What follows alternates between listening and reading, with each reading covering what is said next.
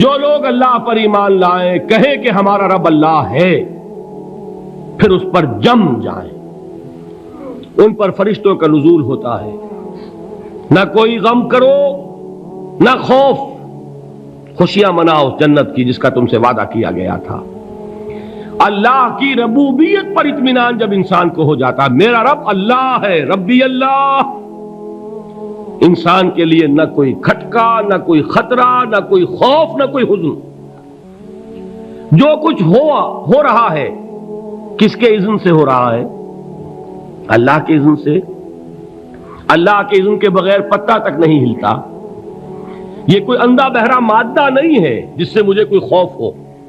اندھا بھینسا چلا آ رہا ہو اس سے تو ڈرنے کا ہر انسان کو ڈرنا چاہیے، نہ معلوم کس کو ٹکر مار دے، لیکن نہیں، اس کائنات کو چلانے والا ایک سمیع و بصیر خدا ہے، وہ جو میرا دوست ہے، میرا ولی ہے۔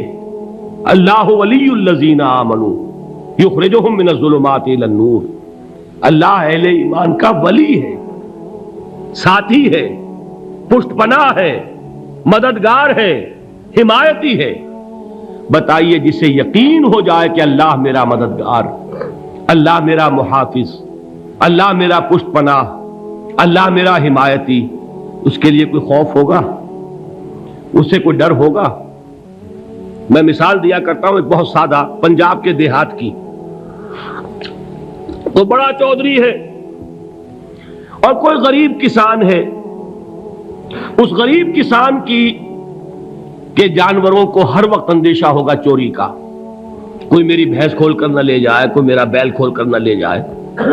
لیکن جس کے بارے میں یہ سب کو معلوم ہو کہ وہ جو بڑا چودھری ہے وہ اس کا دوست ہے، اس کی بچیا کو کوئی خوف ہوگا؟ اس کی بھینس پر کوئی ہاتھ ڈالے گا؟ اسے کوئی اندیشہ ہوگا؟ نہیں۔ کیوں؟ کہ وہ بڑا چودھری، بڑا اس کا یہاں کا سردار، جاگیردار، سب کو معلوم ہے وہ میرا دوست ہے، کوئی میرے خلاف اقدام نہیں کر سکتا۔ اس دنیا میں یہ چھوٹی سی بات اگر آپ کے دلی اطمینان اور سکون کا باعث بن سکتی ہے تو ذرا تصور کیجئے۔ میں لفظ تصور استعمال کروں گا صرف اس لیے کہ اس کا ہم جس کو کہتے ہیں ادراک اور شعور کر نہیں سکتے، اگر کے ساتھ کر سکتے۔ اگر یقین ہو کہ اللہ میرا مددگار اور یقین ہو کہ اللہ ہر آن میرے ساتھ ہے، پھر کوئی خوف، کس کا خوف؟ کوئی شے اللہ سے بالا تر ہے؟ کوئی قوت اس سے زیادہ طاقتور ہے؟ کوئی اس کے ارادے کو بدلنے والا ہے؟ کوئی اس کی مشیت کے آڑے آنے والا ہے؟ یہی بات ہے جو حضور نے فرمائی، یہ ایمان کا حاصل ہے لب لباب، کہ دیکھو اچھی طرح اس بات کو ذہن نشین کر لو، اگر تمام انسان مل کر تمہیں کوئی نقصان پہنچانا چاہے نہیں پہنچا سکتے، مگر جو کچھ اللہ نے لکھ دیا ہو، اور تمام انسان مل کر تمہیں کوئی نفع پہنچانا چاہیں نہیں پہنچا سکتے، مگر وہ شے جو اللہ نے طے کر دی ہو۔ آپ پھر میں کہوں گا ذرا طاری کیجئے، اسے فرض کیجئے، اسے سوچئے، اگر اس حدیث پر ہمارا دل ٹھکا ہوا ہو تو کسی سے ڈر ہوگا؟ یہ مجھے نقصان نہ پہنچا دے، یہ میری رپورٹ خراب نہ کر دے، یہ میری انکریمنٹ نہ رکوا دے، یہ میرا یہ نہ بگاڑ دے، یہ میرا یہ نقصان نہ پہنچا دے۔ اس کا ڈر، اس کا ڈر، اس کا خوف، اس کی خوشامد، اس کے لیے جا کر طرح طرح سے اپنی عزت نفس کو ذلیل کروانا اس کے سامنے، یہ سب کچھ کیوں کرتا ہے انسان؟ جب سمجھتا ہے کہ اس کے ہاتھ میں میرا کوئی نفع ہے، اس کے ہاتھ میں میرے لیے کوئی ضرر ہے، یہ مجھے کوئی گزن پہنچا سکتا ہے، یہ مجھے کوئی نقصان پہنچا سکتا ہے، یہ میرا کوئی کام بنا سکتا ہے، یہ میری کوئی ضرورت پوری کر سکتا ہے، اسی کا نام شرک ہے۔ جہاں آپ نے یہ سمجھا کہ غیر اللہ کے اندر کوئی طاقت موجود ہے، وہی شرک ہے۔ بتوں سے تجھ کو امید ہے، خدا سے نومیدی، مجھے بتا تو صحیح اور کافری کیا ہے؟ شرک تو یہ ہے۔ جس پر بھی تمہیں یہ خیال ہے، کلمہ ہے یہ کلمہ سوم، لا حول ولا قوت الا باللہ، ذرا اس پر دل کو کبھی اگر آپ تصور کریں، پھر فرض کریں، دل ٹھک جائے اس پر، کوئی طاقت نہیں۔ یہی بات تھی جو شیخ عبد القادر جیلانی رحمۃ اللہ علیہ نے اپنی وصیت میں اپنے بچے سے کہی. 11ویں دینے والے ہیں، لیکن حضرت شیخ عبد القادر جیلانی کی وصیت اور تعلیمات کو کتنے لوگ ہیں کہ جانتے ہو؟ یہ جن مقامات تک پہنچے ہیں وہ کس چیز کی بدولت پہنچے؟ انہوں نے جو پیغام دیا وہ کیا تھا؟ اے میرے بچے، جس طریقے سے قرآن مجید میں حضرت لقمان کی نصیحتیں جو ہے نقل کر دی گئی ہیں، میں یہ عرض کروں گا بالفرض اگر قرآن حضرت عبد القادر جیلانی کے بعد نازل ہوا ہوتا تو شیخ عبد القادر کی یہ نصیحتیں بھی قرآن میں درج ہوتی. اتنی اونچی نصیحتیں ہیں. اے میرے بچے، اس حقیقت کو ذہن نشین کر لے، لا فاعل فی الحقیقت ولا مؤثر الا اللہ. اس کائنات میں نہ کوئی فاعل حقیقی ہے نہ مؤثر حقیقی ہے سوائے اللہ کے. کسی شے میں کوئی تاثیر نہیں اگر اللہ نہ چاہے. آگ جلا نہیں سکتی اگر اللہ نہ چاہے. پانی ڈبو نہیں سکتا اگر اللہ نہ چاہے. زہر ہلاک نہیں کر سکتا اگر اللہ نہ چاہے. کوئی چیز فائدہ نہیں پہنچا سکتی اگر اللہ نہ چاہے. تو در در پہ کیوں سر جھکاتے ہو؟ در در پر کیوں جبیں سائی کرتے ہو؟ سب کے سامنے کیوں ہاتھ پھیلاتے ہو؟ ایک اللہ سے مانگو، ایک اللہ کے سامنے زمین پر اپنی جبین رکھو. لا فاعل فی الحقیقت ولا مؤثر الا اللہ. نظر آتا ہے ہمیں کہ پانی پیاس بجھا دیتا ہے. پیاس بجھانے کی صلاحیت پانی میں نہیں ہے، اللہ کے اذن سے. کھانا بھوک مٹا دیتا ہے، بھوک مٹانے کی صلاحیت کھانے میں نہیں ہے، اذن رب میں ہے. دیکھیے یہی یقین تھا. حضرت موسیٰ علیہ السلام کا واقعہ یاد کیجئے. سامنے سمندر آ گیا ہے، قوم دیکھتی ہے پیچھے کہ گرد و غبار کا طوفان ہے. معلوم ہوا کہ فرعون اپنے لشکر سمیت آ گیا ہے. لشکر جب چلتا تھا تیز رفتاری کے ساتھ تو گرد و غبار کا جو طوفان اٹھتا تھا اس کا تصور کیجیے. اور لمحہ بلمحہ وہ قریب آ رہا ہے. پوری قوم نے کیا کہا؟ اے موسیٰ انا لمدرکون، اے موسیٰ ہم کو پکڑے گئے. قرآن مجید نے تو یہاں وہ باتیں نہیں لکھی ہیں، لیکن تورات میں یہ درج ہے کہ بنی اسرائیل جھگڑنے لگے، دست و گریبان ہو گئے موسیٰ کے ساتھ. موسیٰ ہمیں یہاں مروایا لا کر، اس سے تو ہم ہی بہتر تھے. وہاں کھانے کو ملتا تھا، زندگی تو تھی، بیگار ہم کر رہے تھے، موت تو نہیں تھی. اب جو کچھ ہوگا اس کا تصور کرو، جس طریقے سے ہمارے ٹکڑے اڑائے جائیں گے. تو لڑ رہے ہیں حضرت موسیٰ علیہ السلام سے. یہ تورات کی تفصیل ہے. قرآن میں صرف اتنا آیا ہے، پریشان ہو کر انہوں نے کہا انا لمدرکون، موسیٰ ہم تو پکڑے گئے. اس وقت موسیٰ کا جواب کیا ہے؟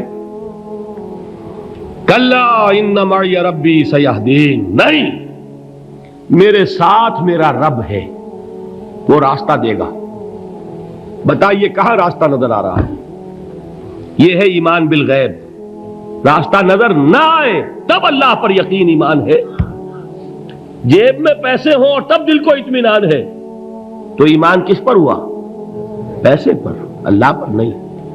جب وسائل و ذرائع نہ ہو اور پھر یقین ہو کہ اللہ مسبب الاسباب ہے، وہ اسباب کا پابند نہیں ہے، وہ اسباب کا محتاج نہیں ہے، اسباب اس کے محتاج ہے. اگر یہ یقین ہے تو اللہ پر ایمان ہے. یہ نہیں ہے تو تمہارا ایمان اسباب پر ہے، وسائل پر ہے، ذرائع پر ہے، مادیات پر ہے، اللہ پر نہیں. اس وقت کہاں راستہ تھا؟ کوئی راستہ تھا؟ سمندر ہے اور ادھر سے لشکر آ گیا ہے. کلا ان معی ربی سیہدین. اب دیکھیے ایمان کہہ دینا آسان ہے، ہوا معکم اینما کنتم، جہاں کہیں بھی تم ہوتے ہو اللہ تمہارے ساتھ ہوتا ہے. لیکن اس کا یقین قائم ہو جائے تو زمین و آسمان کا فرق واقع ہو جائے. یہی بات ہوئی حضور کے ساتھ. غار ہے، چھپے ہوئے ہیں محمد الرسول اللہ اور آپ کے وہ یار غار ابو بکر صدیق رضی اللہ تعالی عنہ. اقبال نے حضرت ابو بکر کی شان میں چند اشعار کہے صرف، لیکن واقعہ یہ ہے کہ بھاری بھاری نظموں پر اور قصیدوں پر بھاری ہے. طویل ترین نظمیں اور قصیدے ہوں ان پر بھاری ہے. ہمت ابو بکر کی ہمت جو ہے کشت ملت را چو ابر، جیسے بارش سے کھیتی اپجتی ہے، ابو بکر کی ہمت اور عزیمت اس امت کو اسی طرح سینچنے والی ہے۔ ثانیے اسلام و غار و بدر و قبر،